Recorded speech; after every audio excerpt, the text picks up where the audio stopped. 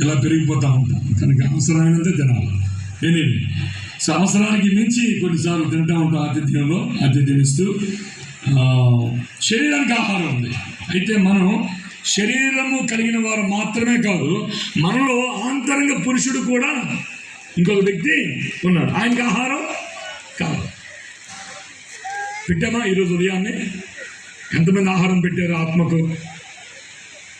శరీరానికి అయితే భుజించాం. 2 ఇడ్లీలు కాదు, 6 ఇడ్లీలు, 4 చట్నీలు, సాంబారు, లాస్ట్లో గిన్నెలో సాంబార్ వేసుకొని ఆ సాంబార్లో ఇడ్లీ వేసుకొని మెత్తగా ఆహా చట్నీ బాగుందన్నాం, కూర బాగుందన్నాం.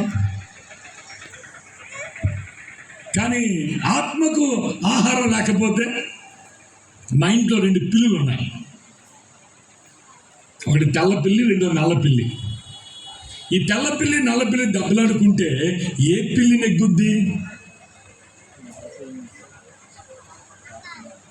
ఏ పిల్లికైతే ఎక్కువ ఆహారం పెడతానో, ఏ పిల్లి అయితే బలంగా ఉంటుందో ఆ పిల్లి నెగ్గుద్ది. ఇప్పుడు చెప్పండి, శరీరానికి 3 పూట్ల 5 పూట్ల ఆహారం పెడుతున్నాం.